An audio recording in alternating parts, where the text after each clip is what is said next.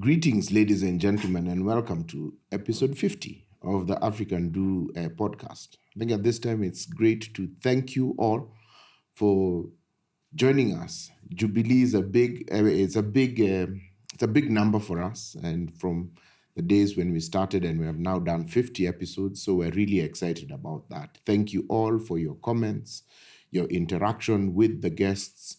As soon as we take the podcasts live, we are really grateful for your participation, and we look forward to you continuing this journey with us.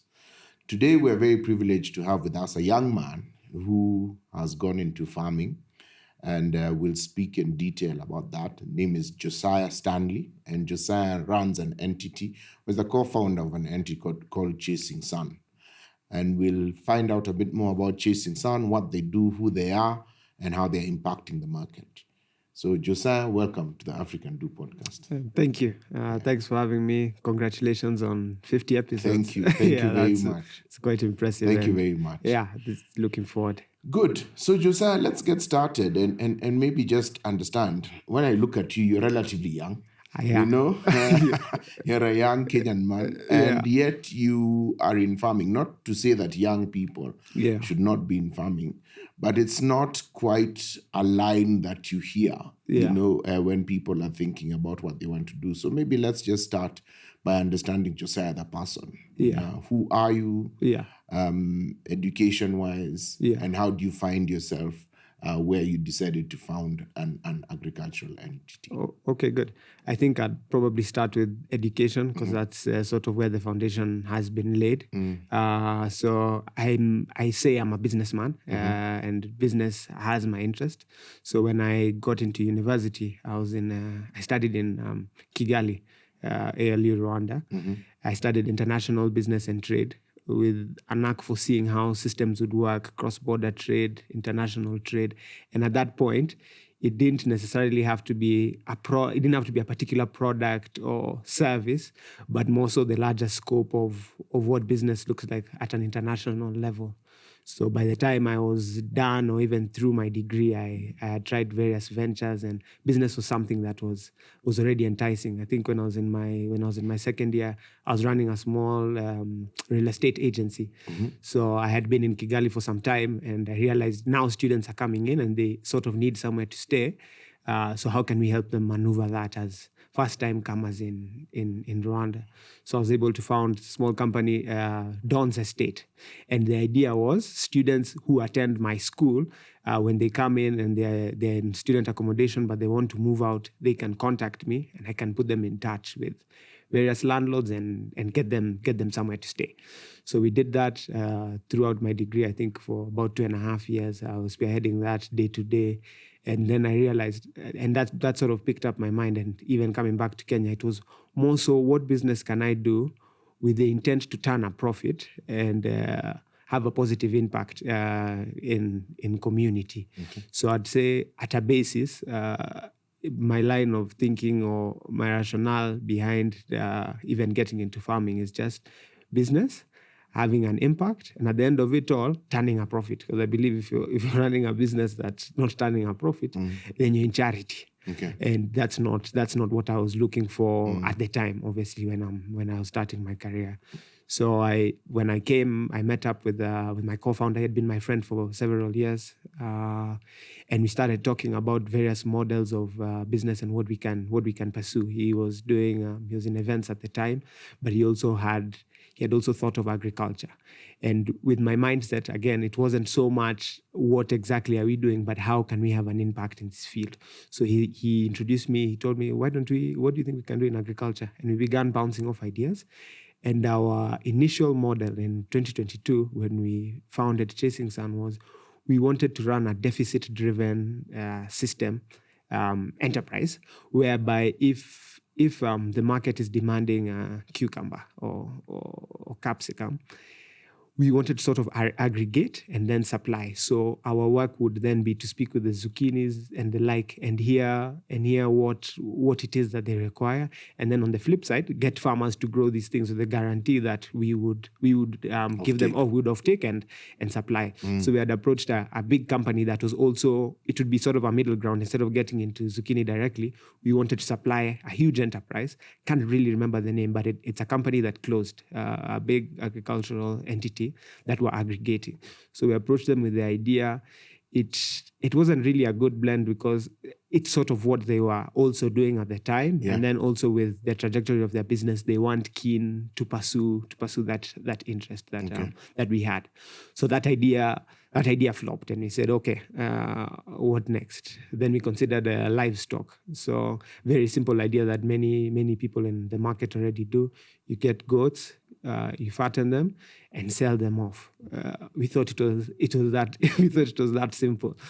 So we started off. We got the land in Naivasha. We got a piece of land in Naivasha through my co-founder, and we. When you say got, you leased? We leased it. We leased a piece of land with my co-founder in Kedong, fenced it, and next was to set up the barn and whatever, and then bring in the goats.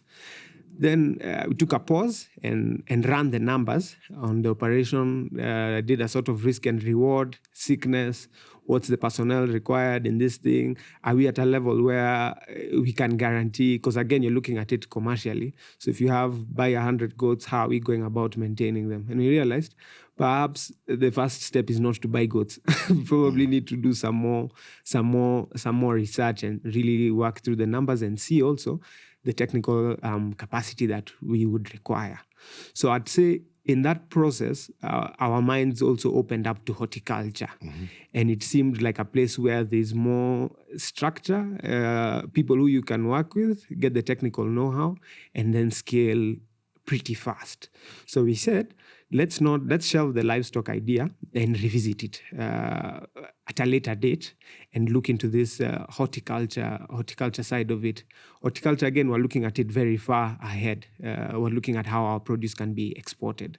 So you'd be looking at primarily for the EU market, we're looking at herbs, how we can be doing rosemary and various things. But then now with, I think, the background of how we envision livestock and how it would actually need to go, said perhaps it would be good to start locally, do a pilot, start with a few greenhouses, contract an agronomist, see how that goes, with the vision of one day exporting out of the Kenyan market, right? So that's what we did. We sat down with an agronomist, got to know what the market is like, what are the do's and don'ts, and on my part, I now started sort of taking in the step to sort of run this operation together. Before it was sort of like a 50-50 and we're just trying to understand at a glance. But now I dug deeper and I took an interest in this thing because it's looking like, because now I'm done with university, obviously, it's looking like this is the trajectory that I'm on. So it would be good if it can be done and done well so that we can scale. So we started. We did 3 greenhouses, 8 by 40. The horticultural produce. 8 by 40 feet. 8 by 40 feet. Started with capsicum, cherry tomato, and English cucumber. And what informed the selection? The selection was purely driven by current market demand. Demand and price. Especially, we were wary about cherry tomatoes, but we ran with it. But capsicum and English cucumber was 100% driven from research that we had undertaken in the market. Sustainable, price not fluctuating too much. And then also, we were also keen on not sleeping with stock. Like, even if we were to break even, at least let's know that stock is not getting spoiled here. There's people who are interested in this produce. So we started. We constructed, went to a nursery. We don't do our own nursery. So contracted, got a nursery, and then we saw the seeds. That was March 2025. So you're seeing a journey of learning, a journey of more of research than execution. But then finally, 2025 came and we said we need to action. So we started January, the whole horticultural idea. In March, we found ourselves, now we've sown the seeds, waiting to reap a harvest. We've employed somebody who is staying now at the farm, and we're good. So we have a farm manager at that time, and we have an agronomist. The farm manager is essentially taking care of the produce, following the agronomy program week on week as we anticipate a harvest for those three products. More or less, it's a 3 month window. Yeah, it's a 3-month cycle. You harvest. I think capsicum, cherry tomato lasts the longest, 9 months. So we're waiting to harvest. So we're keen. Waiting, doing more research, obviously also figuring out offtake. Something we had not factored in is produce is actually in Naivasha. The market is in Nairobi. So trying to figure out, okay, does it make sense at the level we're at now to bring in produce to Nairobi, or how do we go about it? So picking minds, researching, seeing what typically happens. And then soon enough, I think July, produce is now ready. And how we went about it initially was we picked up the produce, loaded it into our car, brought it to Nairobi. It was actually in the office. Then we started seeing, okay, how will this thing move? We had some few contacts, so we start issuing out messages. Hey, produce is here. Feel free. Did market research, got prices. And the first week we did, it was mainly cherry tomatoes and cucumber. Capsicum wasn't ready. Capsicum takes about a month longer. Wiped out. Orders are coming into the office. They have their crates, loading. Produce is moving. So I was saying, okay, now it needs to be a bit more sustainable because this exercise is weekly. So bringing produce to the office also, it's a bit cumbersome. We probably need a system that can work better. So with the off-taker that came, the various off-takers, we managed to speak with one and ask him, by the way, we have 3 products. These are just 2, but 1 more is coming. Would it be worth your while to pick them from the farm? This time we're talking about per greenhouse, the cherry tomato was yielding 200 kg. Capsicum was yielding another 300 kg. And cucumber was also doing about 600 kg. So telling him we're just slightly below a ton, would it be worth your while? He's like, yeah, if you give me a small discount, then it makes sense. And so we did that. So every week we know that there's somebody who is coming, picking produce and bringing it to Nairobi. And that worked. That continued to work well. And we're seeing that this is a system that, if scaled, can be extremely profitable. And from there, we can even look at export and the likes as we had intended. So at this point, we also started realizing that the goal of this is to remain sustainable and profitable, which now brought about our internal modeling to see how we can plan to ensure that after this cycle is complete, we have another cycle, so as to ensure that the people who are coming to the farm, be it so and so, they can continue coming. It won't reach a point where we're saying, hey, by the way, next week, don't come. And so that's what we did. We looked at our growth and we sort of staggered it and said, okay, if we have capsicum here lasting 5 months and it takes 3 months to grow, then on the second month you need to be constructing again and planting. Now the good thing about produce moving weekly is that we're also beginning to benefit from revenues on a weekly basis. That's making the operation sustainable. So truth be told, by the time we were reaching the second month, we were able to construct, we started with 8x40. We were able to begin construction of our first 16x40 greenhouse, double the size. Yeah. Not out of pocket at all. This was all internally generated from sales. So this is beginning to make sense. It's getting sustainable to us. And so that's what we did. Made sure that by the time the first product to end, I think, is cucumber. By the time cucumber is ending, the next greenhouse was up and ready. By the time capsicum is nearing its end, the next greenhouse is up. So Josiah, first of all, we'll come back to the farm and get into detail of the farm.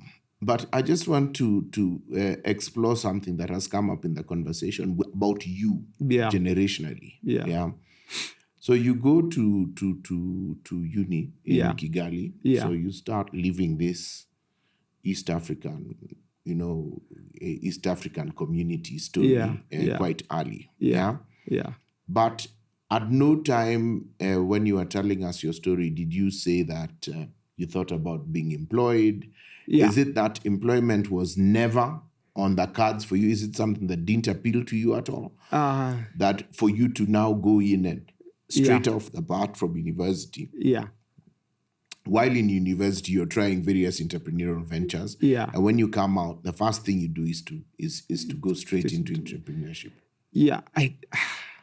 I'd say it wasn't really a mindset, sort of an organic thing, whereby you're not opposed to being employed. Obviously, even previously, I had done several internships at school, I think were required.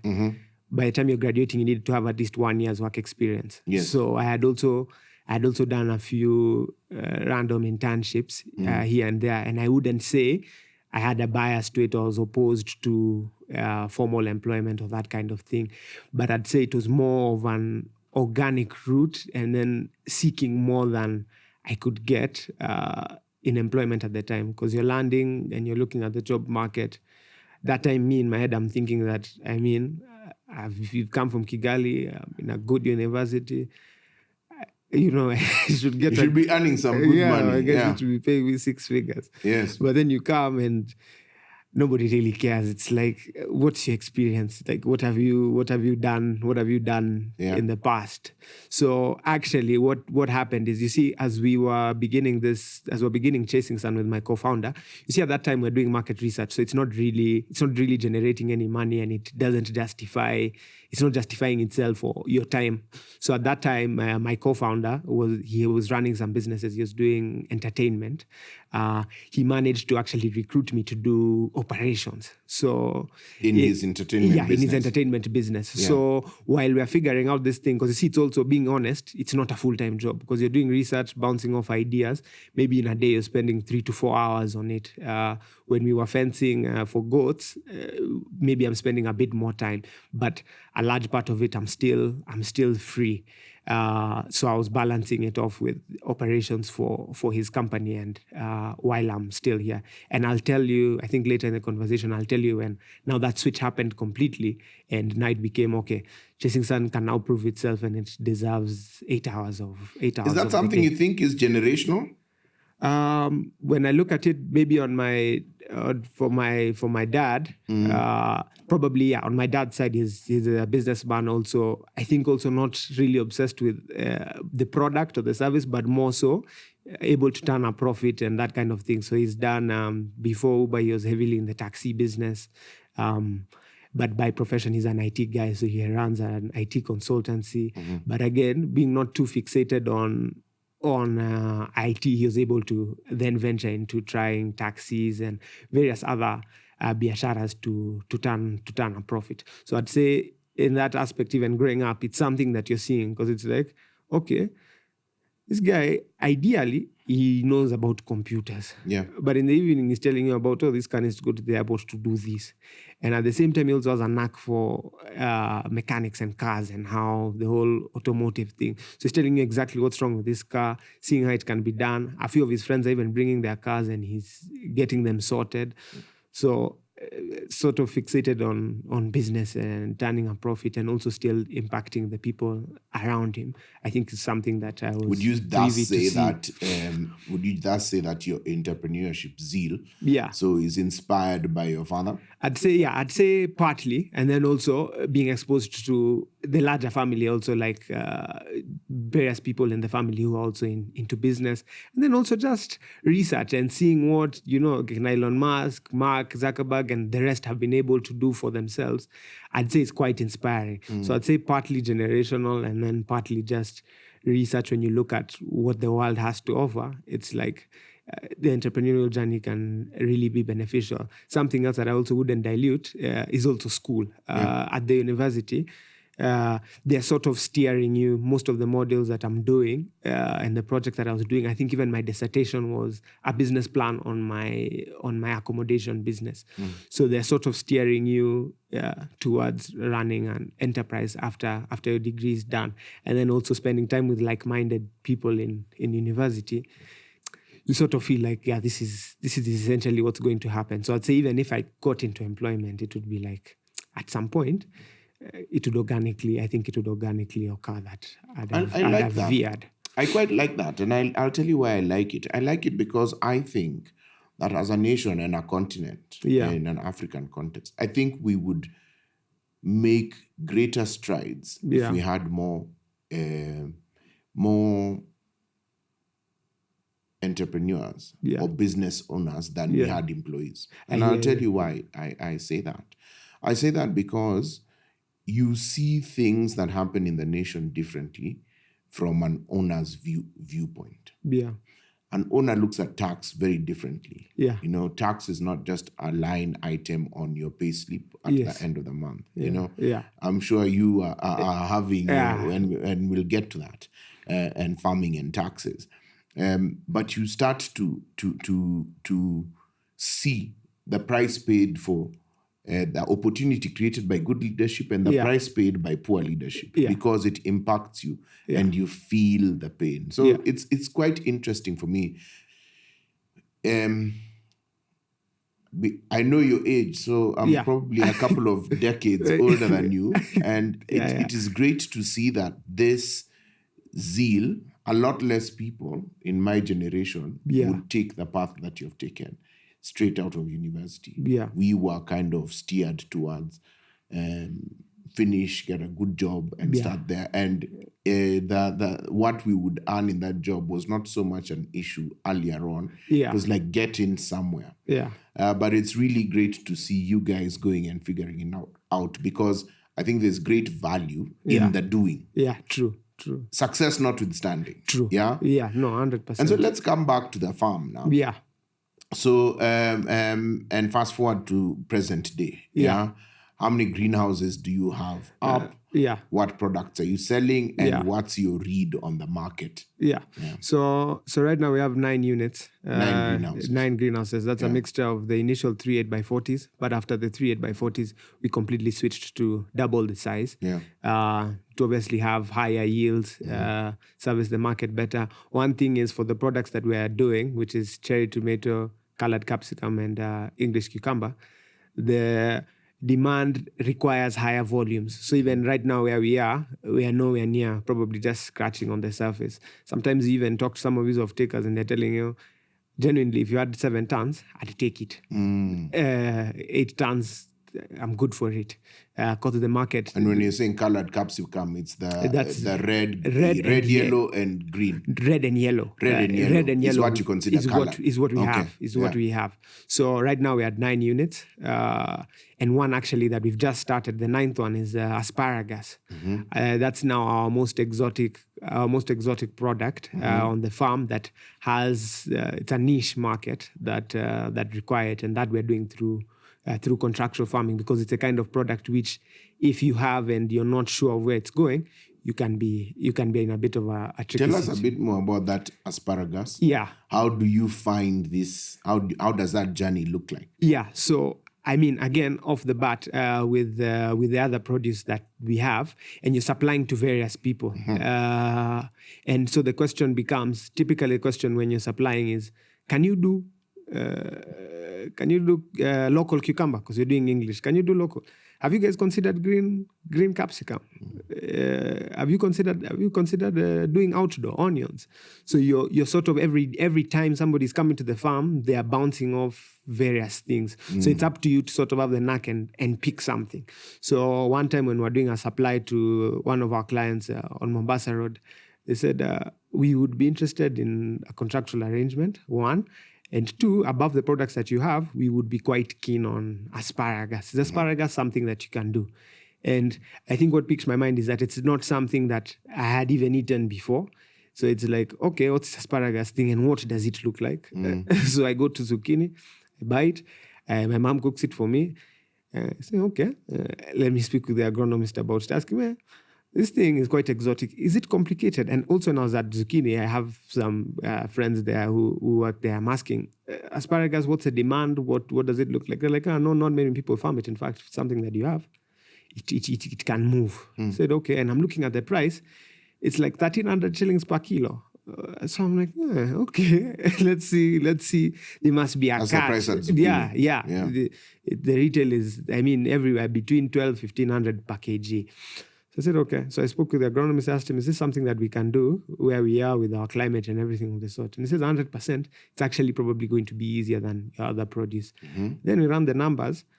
We say, okay, it can be interesting to pilot and see what we can do. So we do our analysis, compare our soil results with what's required. Do we have sufficient water? What is the capacity that we need to increase? And we go about it. So install a new greenhouse, increase our water capacity. And and sow the seeds. So now we're And where do you get seeds for asparagus? Because it's not a mainstream product. Yeah, it's not. It's not. In fact, that was actually a challenge because typically there's a nursery we work with in Naivasha where you just call them, you tell them what you're looking for. It's quite straightforward, especially like colored capsicum, cucumber. It's not a big deal. But asparagus, as you're saying, I called the nursery that we work with. They said no. I called another one. They said no. But there's a farmer in Ngong who actually the agronomist referred me to. He said, I've planted asparagus twice before. And this was the lady who had them. And she, most of the time, imports them from Tanzania. Mm-hmm. So I said, okay. So he shared the contact. We reached out. She said, yeah. But because we needed 1,200 seedlings, she said, you'd actually have to give me time because right now I have about 600. So I'd need to work. Now she has her own nursery and she's doing it based on what she learned from importing it.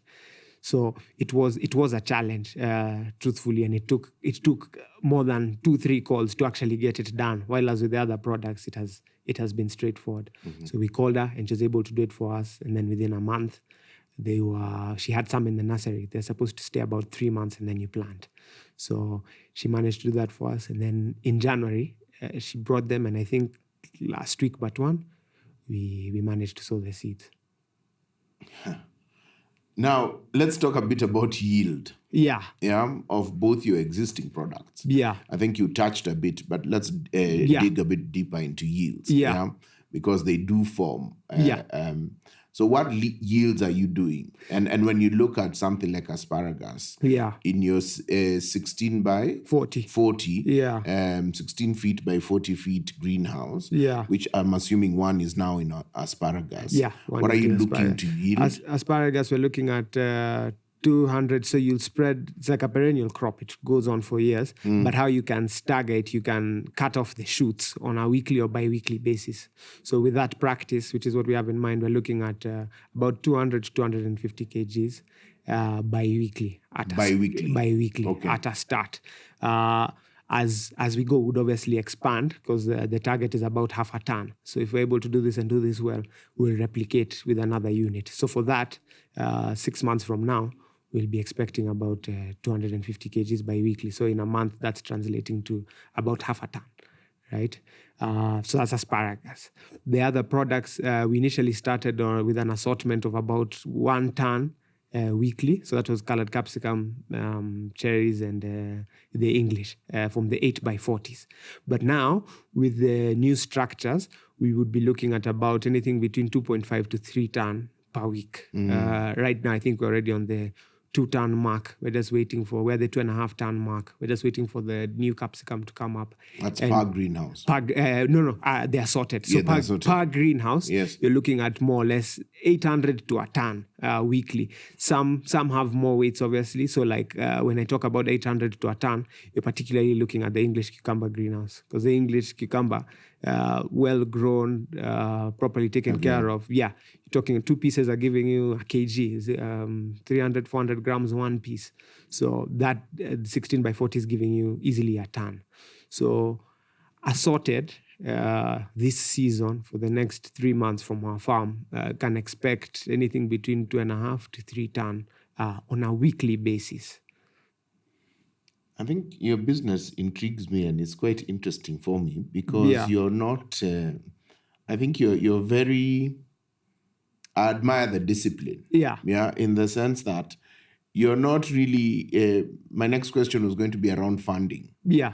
How have you funded this? Yeah. And how do you continue funding it? Are you growing organically? Yeah. Based on the returns that you're making? Yeah. How does that journey of funding look like? Yeah. So initially the approach was out of pocket. So me and the co-founder, we had another partner who we looped in on board because of technical expertise. Yes. In addition to the agronomist that we had.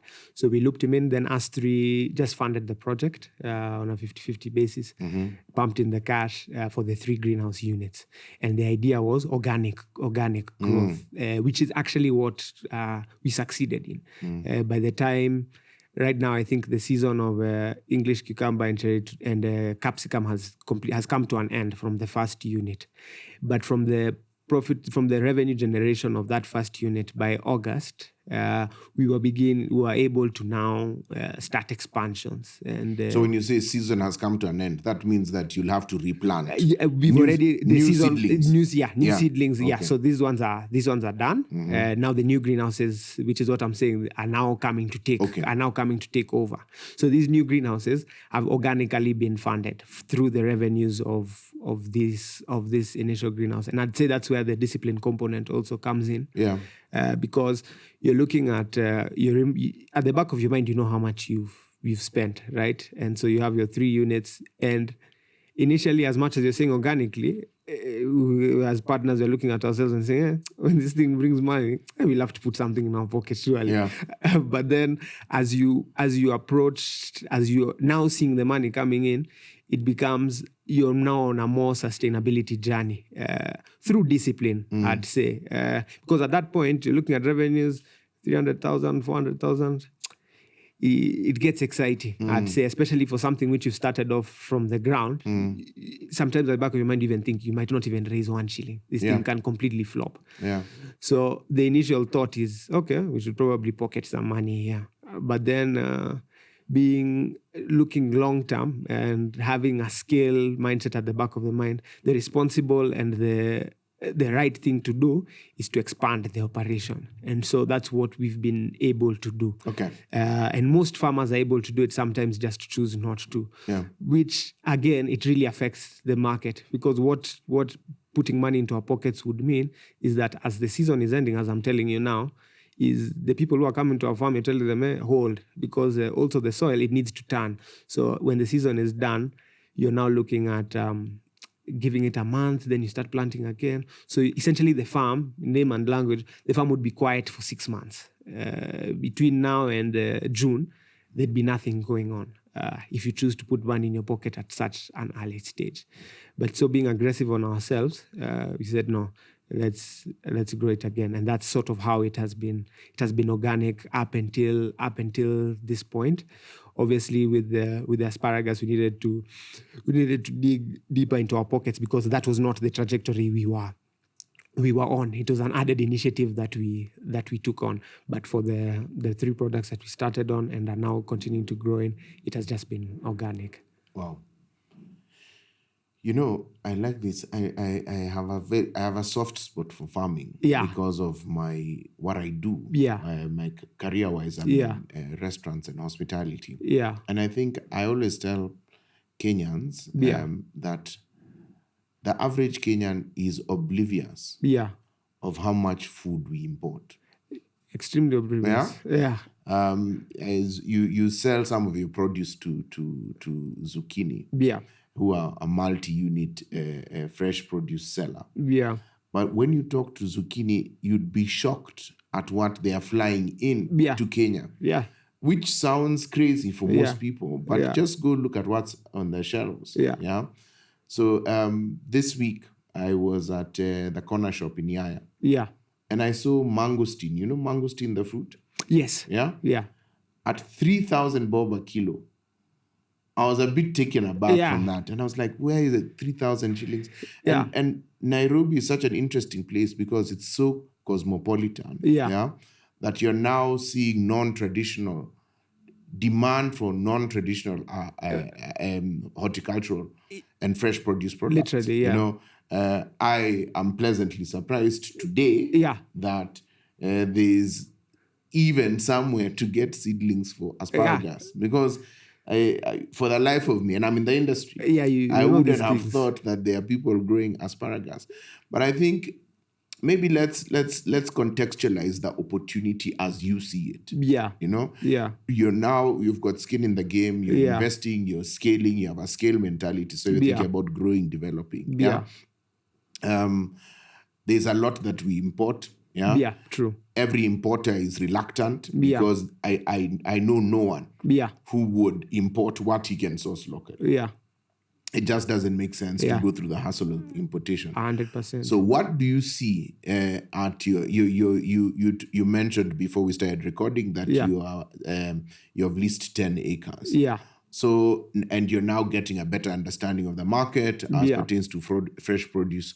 So what do you see? Let's speak a bit about the future. What do you contextualize for us the opportunity? And maybe tell us how you're looking to take that to take that opportunity. Again, I'd say this is in twofold. There's the horticultural bit of it that we've been discussing, which is limited capacity as at now to the 10 acres. There's also the opportunity of trade. Which I'll touch on, commodity trade, supply of farm produce still, but at a much larger scale. So for our farm, what we're looking at is, at least this year, is consistent scaling, doubling the greenhouse capacity, because even locally, the demand for cucumber alone on a week-on-week basis, as a single farmer, if you can do 10 ton, then you're now a player in the game. You're not yet fulfilling the market, but you're now a heavy player in the game. So when we're talking about 2 ton, we are still scratching the surface. That's only 20% of the market in one place. Because I'm talking of one off-taker that I know who has backing of up to 10 ton per week. So everything that we have so far, and even everything that we do on the 10 acres, is scratching on the surface. Perhaps the one place where you could scale and meet the market demand is maybe in asparagus. Perhaps if we have maybe 6-7 more greenhouses, then we would be key players there. But on this other front, you're looking at several years ahead, leasing more land, looking at other products that you can do to begin, scratching, getting some footing in the market. And what we're looking at as Chasing Sun is eradicating poverty, eradicating food insecurity in Africa and beyond.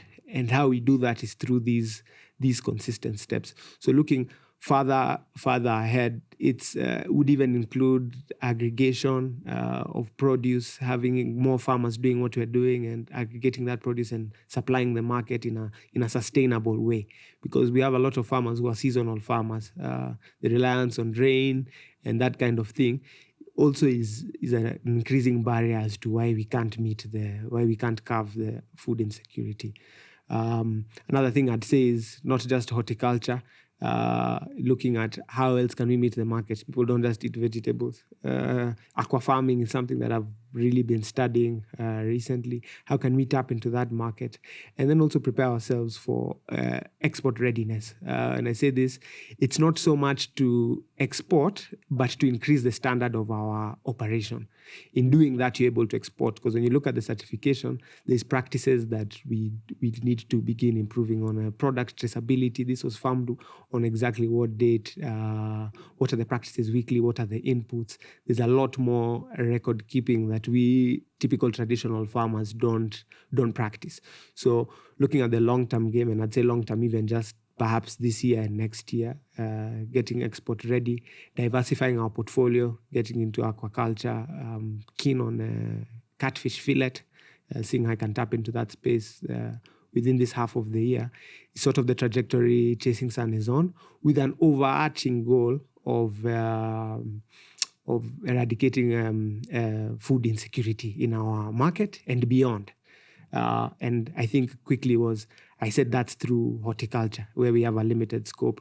There's something else I didn't mention, is cross-border trade. Again, when you find yourself with free time, more opportunities come in. Similar with how I started Chasing Sun, it wasn't a full-time thing. And even when you do the greenhouses and you've put in the right practices, you find that as much as it's a hands-on job, being honest with yourself, is still about 4-5 hours in a day when you can maneuver. Because you now have the technical know-how, you've employed the right people, so what next? And I'd say this is where now Chasing Sun became a full-time job. Because what next for us became trade, commodity trade. A friend of mine gave me a call sometime in March, and she says they run a tea company, and she says price of ginger is really fluctuating. We require dried ginger for what we do here, and the prices seem to just keep skyrocketing. Would it be possible, given that you're in the agricultural space, to perhaps consider what you can do for us? Would it be possible to trade that product for us, source it and supply? And with a knack for solving problems, I began looking at it and looking aggressively at dried ginger. And I managed to source it at a cheaper price locally. Not much cheaper, but slightly cheaper. And I was given an LPO. I was told, bring a ton of ginger, dried ginger. And the key things for it is moisture content and pungency. So I was looking at that, getting to know, and just really trial and error. I think I took for them 4 or 5 samples, and all were rejected. The 6th one, they accepted it. And we supplied them a ton. They said, okay, fine, bring 5. So we went through the same process, but now at scale. And I say, when you have the foundation, it becomes just multiplication. You did it 1 ton, what did it take to do it 5x? And we were successful. We took it. Then I realized this ginger is actually not locally grown. We are importing it. So the prices we're getting locally are not the best. From where? We import it right now in Kenya. We're importing it primarily from Tanzania and Ethiopia. It's 2 different, it's completely different types. Pungency on Ethiopia is a bit higher, but it's severely dirty. So it's also customer preference. When you take in your samples, you'll know whether it'll be Tanzania or Ethiopia. So, and even from my research and being on the ground, being in Isli market, various places, the Somalis were trading, I'm seeing that I'm leaning towards the Tanzanian ginger. So I say Tanzania is not so far.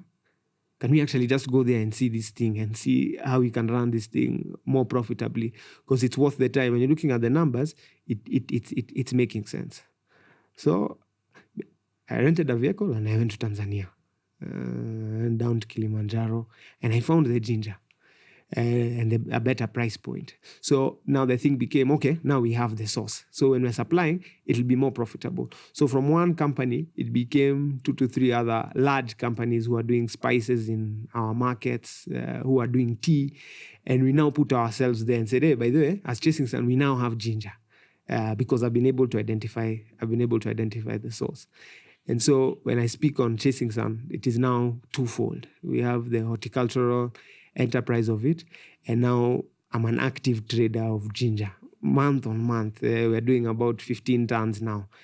Every month we're bringing in trucks and we're trading. So obviously it has its challenges, also completely different from horticulture, but it's profitable and it's exciting because you're going to a place, it's rural, obviously. Rural Tanzania, speaking Swahili, that's not even like ours, but there's an outcome you're seeking. So even while I was there, I was just there alone. There's something here that I want. There's an order that I want to fulfill. It's exciting. And you buy the ginger dried? Yeah, you buy it dried. You load it. You buy it dried. You first clean it. Sometimes it's dirty, has a bit of mud, water. You clean it. There's even some impurities, plastics. You completely rid that, pack it up, send it into Kenya. Josiah. Yeah, this is going differently than I thought, but in an interesting way, and I'll tell you why. Yeah. Because first of all, you don't have an agri background. No. Yeah, and you go into planting things for the sake of trade. So, am I right in saying that you're first and foremost a trader? Yeah.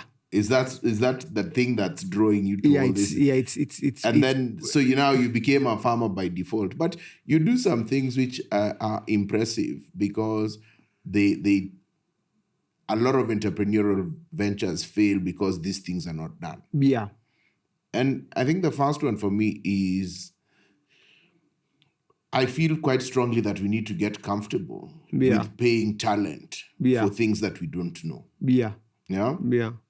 And I've met many farmers who have not done what you're doing from the agronomist side. Yeah. You know? Yeah. They're like, no, it's planting, I can figure it out. I plant, and then I plant, and it goes the wrong way. Yeah. But for you to take on an agronomist from the very beginning of your venture, that I think you may not see it because you did it. Yeah. But I think a failure to have done it would have made the journey a lot longer than it has been for you. Yeah, true. Yeah? But let's build on this thing that you're talking about. Yeah. You say you go to Tanzania, there's a lot of ginger there, and you source and you supply. Yeah. Why do you think that's the case?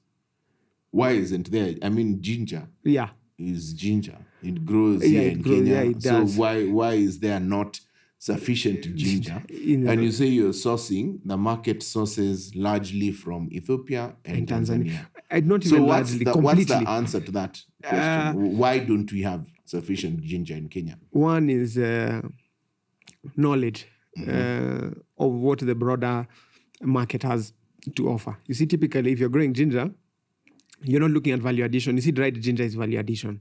You're looking at fresh ginger. Now, in the fresh ginger market, that's just, it's in the Kangemi market, Parklands, and you're looking at the margins of that. It may not be enticing to you as a farmer. And also, within that line, there's other products that you could explore. So maybe people have decided to venture off. They're doing dania and other things because it's sort of like the same family. It's not widely apart. So I'd say even just leaning towards what the masses are doing is probably a reason why ginger has been left out of it. And even when I'm talking about dried ginger, the same happens for fresh. Majority of the ginger consumed here, fresh ginger, is from Tanzania. And I think that's just essentially market knowledge, not knowing what is actually required in the market. So people are not undertaking sufficient market research, one. And then two, people are not open to exploration. So it's easier to go the mainstream route because it's tried and tested. A lot of these things, like even when you look at when you look at poultry, these days is actually a playbook. The mentality of coming in as somebody who is not a farmer but interested in doing this can almost work because it's like a guidebook. You just need to do this, that, and the other. Contract this guy. You even given numbers, call this guy, and your enterprise will work. And that has become a more favorable route for people, where you just get a guidebook and you do what's simple. So like mboga, plant, you can or you may or may not consult an agronomist, but you'll get yield. And I'd also like to say that also greatly contributes to the food insecurity that we face, because something that sometimes we don't realize is that just because you're seeing all these farms as you drive out and whatever, 10 acres, because we don't follow the right practices, we have something called rejects. So a lot of this produce that we grow can't even meet the market. We see it in maize, poor practices after harvest, drying is wrong, and these things. And it's a big factor. We have a lot of waste in our market.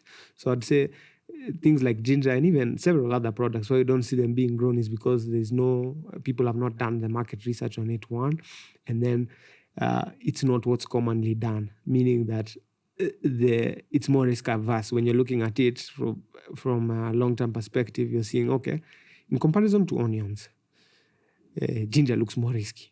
And that's simply on the basis of less people have done ginger. You'd actually be surprised. It would probably be as simple or even easier for most of these products. How is the ginger that you buy dried? Sun-dried. Oh, really? Yeah, sun-dried. So you harvest it, you slice it, and then you sun-dry it.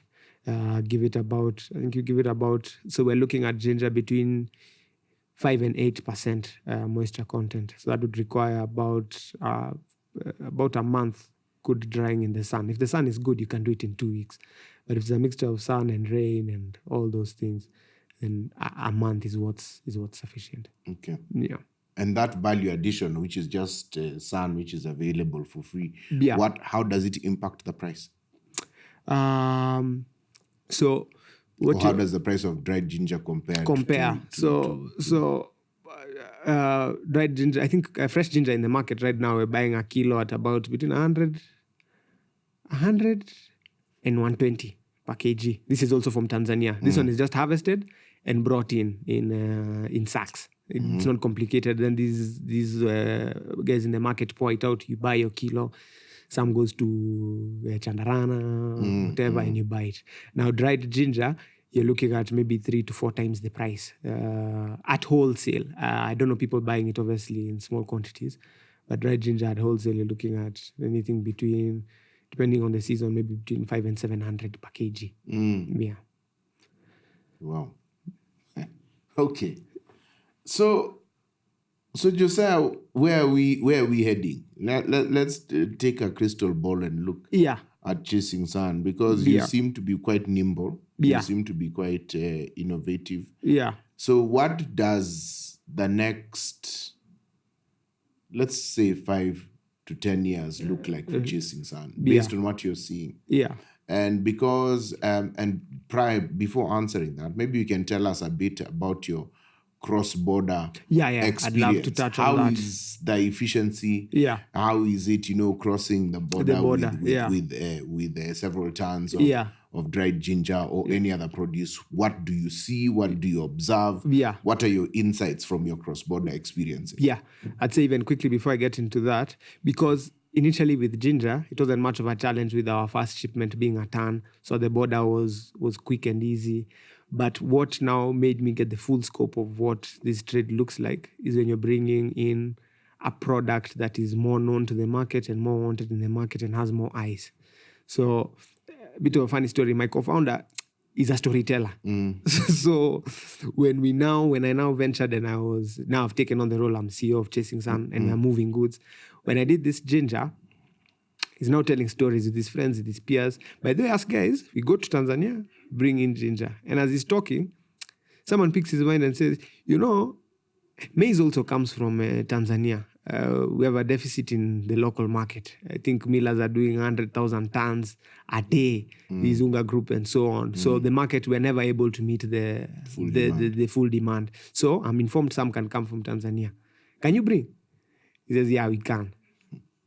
So he tells me we need to bring maize, and not the quantities you're used to, but we need to do 2 truckloads. 28-ton trucks, so that's 56 tons, 2 trailer loads.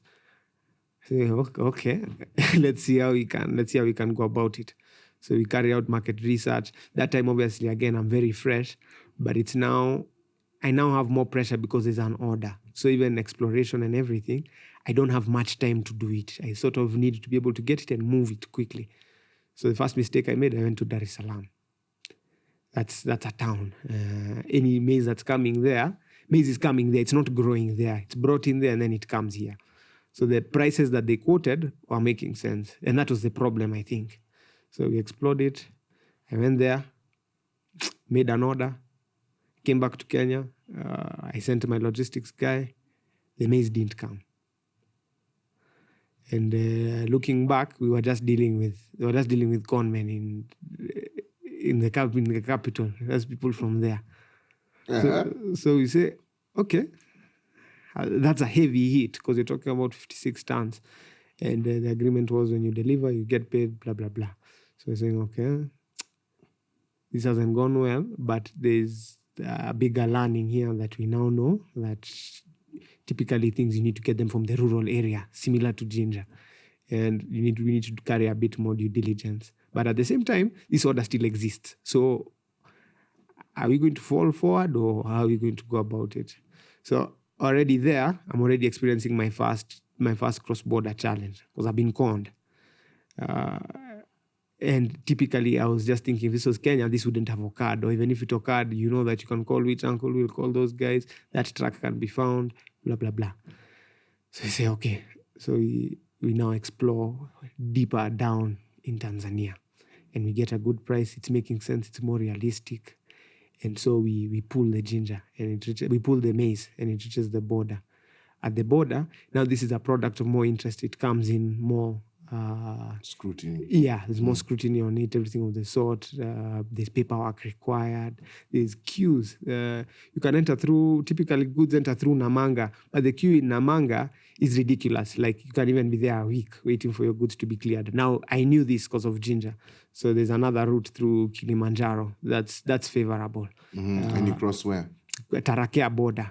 In Taveta? Yes. Okay. Just no, a bit above. A bit above. It's Tarakea. Okay. To get there, you go. It's almost like you're going to Mutitwande. Before you reach Mutitwande, you branch off at Emali. Yes. Then you go further down. Before Taveta, there's a border through point. Oloitoktok? Through Oloitoktok. Yeah. The Oloitoktok route. Okay. There. So we reach there. They are assessing the goods, and there's just a bunch of paperwork, like a whole bundle, and no formal route to this paperwork. The sentiment is, you pay 40,000, this thing is cleared. But in that 40,000, like, yes, it could actually be 40 or even 100, But when you're asking for the breakdown, it's not clear. Yeah, how much is tax? What are the inputs here? How much is transport? Another thing you must note, those trucks that are brought to the border are not even permitted to cross. So at the border, we're switching trucks. So that's the first activity we take. Kenyan trucks are now loaded so that now we cross. So we are changing trucks. When you change trucks, you reach there, you still have a lot of paperwork, a lot of bureaucracy, a lot of cash required with no clear indication of how much is what. So that's the system or lack thereof. You're given a figure by agents. There's brokers even there. They just tell you they'll do for you this paperwork. You'll be sour, you'll be cleared. But at the nick of it, me, myself, I can't tell you. I know the prerequisites, what even the companies that we're taking the maize to require. But if I'm to pinpoint how much each document costs, I can't tell you. All I know is when I'm leaving the border, I'm certified and I have the required documents to deliver these goods. If I'm paying too much, if I'm paying less than I should, I can't pinpoint the figure. So that's cross-border. That's what it looks like. So it sounds like a bit of a wild west scenario. Yeah, it's just the way most of these informal markets operate in Kenya. It's more about who you know, how fast you can get things done. There's the faster way to do things. There's the way in which you'll be conned. There's like 3 routes you can take. There's a legitimate way with an agent. So your goods can be cleared in a short period of time. There's a legitimate way without an agent. You can sleep there for 1 week. There is a illegitimate way where you cross the border at night. So it's up to you, really. No, Josiah, I think this has been a very interesting conversation. One, it's really refreshing for me to see, you at your age, actually getting into this space and just figuring it out. One of the things we aim to do in the podcast is to tell a different or curate a different narrative about Africa. And I feel that and it's something that I chastise people of my generation. That I worry sometimes that we have become excessively cynical, and we are constantly lamenting at all that is wrong around us. It could be better. But you're giving me a lived experience of someone who's just getting on with it. This is the market we are in. These are the cards that we have been dealt. Let's go and figure it out. And stuff is happening. Learning that dried ginger and the whole East African community thing is alive and well. There's lots coming in, but also seeing the gaps. Why isn't it happening locally? And I wish you all the very best as you progress on this journey. I think I'll now give you a chance to just speak about Chasing Sun to the audience. Tell them where you are, where you can be found. I notice your handles, your websites, and so on. And so if there's anyone out there who wants to interact with you, they can get in touch. All right, great. I think quickly you had asked what we envision to crystallize, crystallize this. I'd say, so now you are aware of all the different places we are playing in. So we have the horticultural arm, we have the trade arm, but again in the trade arm you see the gaps that you're not able to benefit greatly from. You're not able to benefit greatly from high margins because you're in between. So scaling for us right now with value addition on ginger, that's fine. But looking at maize and where maize actually originates from, and are there sizable pieces of land where we can do this ourselves? Because maize, again, at scale, 10, 20, 30 acres, you're not doing much. You want to do 50, 100 hectares and that kind of thing. So for Chasing Sun, with our overarching goal of eradicating food insecurity in the market and beyond, it's threefold. Horticulture, increase that operation. Looking at cereals, starting with maize, see how we can position ourselves, not even in the Kenyan market, outside the Kenyan market, in places where there's greater land offerings and we can do more in even a more favorable environment, what that would look like. So Zambia, I've been there exploring that so that we can now also own the maize and trade. So threefold, we're looking at increased horticultural trade, increased horticultural produce and trade. For ginger, looking at scaling that, supplying more people, growing that, and maybe even one day planting. And then we also have the cereals arms of it. What can we do? What can we do there? Can we be now the source and trade at a much larger plate without having to be the middleman in that? And then lastly, aqua farming. Soon in the market, you'll see we'll now have catfish. Catfish fillet is something that we are keen on. We wish you all the best. So that's the large scope, all with just the underlying thing of having a positive impact in our market and reducing the need to import some of these produce that we consume. Yeah. So maybe introduce Chasing Sun and where can people find you? Yes. So Chasing Sun website, chasingsun.africa. LinkedIn, I believe, is just Chasing Sun. My personal LinkedIn is Josiah Stanley. Willing to interact, explore more opportunities within the space, and offer support to those who are also trying within the space. Excellent. Yeah. Ladies and gentlemen, that was our Jubilee episode 50 of the African Do podcast, featuring a young and vibrant young man who I think espouses what we're after in this podcast, young Africans or Africans in general, executing excellent Africans executing excellently. Thank you very much for joining us in this episode, and we look forward to having you in the future. Asanteni sana.